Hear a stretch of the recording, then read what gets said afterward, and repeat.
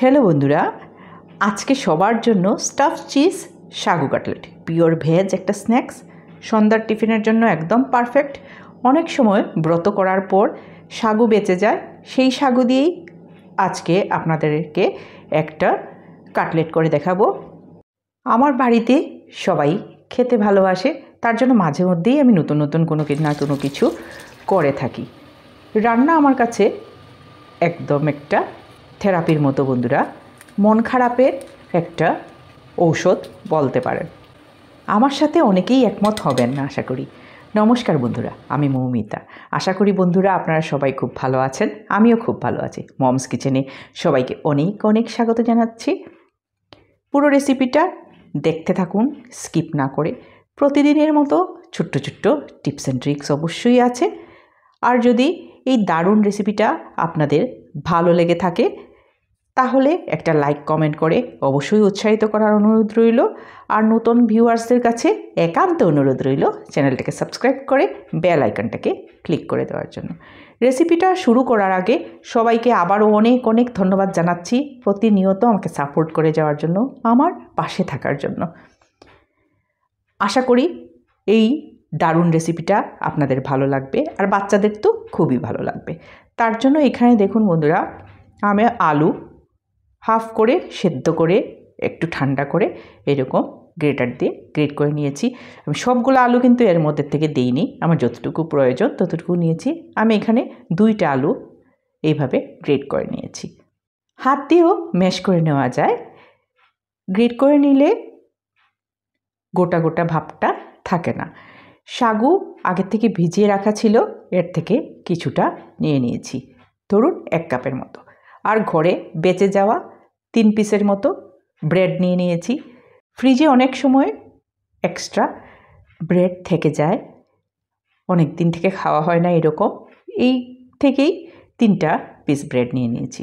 আর একটা ছোট গাজর গ্রেট করে নিয়েছি, ক্যাপসিকাম একটা ছোট গ্রেট করে দিলাম, আর কাঁচা লঙ্কা স্বাদ মতো কুচি করে দিয়েছি। এবার স্বাদ মতো নুন দিয়ে দিচ্ছি, তার মধ্যে অল্প একটুখানি হলুদ গুঁড়ো, জৈন, মৌরি আর ভাজা মশলা দিয়ে দিলাম, অল্প একটু চিনিও দিয়ে দিলাম, তাতে স্বাদটা ব্যালেন্স হয়ে যাবে। আমরা যারা রান্নাঘর নিয়ে সবসময় ব্যস্ত থাকি, আমরা সবাই জানি যে আমরা কিছু ফেলি না, সব কিছুই সুন্দর করে পরিবেশন করার চেষ্টা করি। মাখা হয়ে গেছে সব ইনগ্রিডিয়েন্টস। এবার 3 থেকে 4 চামচের মতো বড় চামচে বেসন দিয়ে ভালো করে মেখে নিচ্ছি, শুধু বাইন্ডিংসের জন্য বন্ধুরা।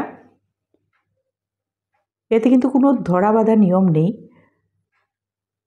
শুধু মাখাটা টাইট হবে তার জন্য। এতে আপনারা চালের গুঁড়োও দিতে পারবেন। এর মধ্যে 1 চামচের মতো কসুরি মেথি পাতা দিয়ে দিলাম, এতে ফ্লেভারটা ভালো আসবে। এইবার কিছুক্ষণ এটাকে রেস্টে রেখেছিলাম, তারপর এর থেকে এরকম বল বের করে আগের থেকে চিজ ছোটো ছোটো করে কেটে রেখেছিলাম, ওইটা অল্প অল্প করে দিয়ে দিলাম ফিলিং হিসাবে। খেতে কিন্তু খুব দুর্দান্ত হয় চিজটা ফিলিং দেওয়াতে। আর চিজ না থাকলেও কোনো প্রবলেম নেই, এটা এমনিতেও খেতে দারুণ স্বাদ। সবগুলা একইভাবে এইভাবে রেডি করে নিচ্ছি।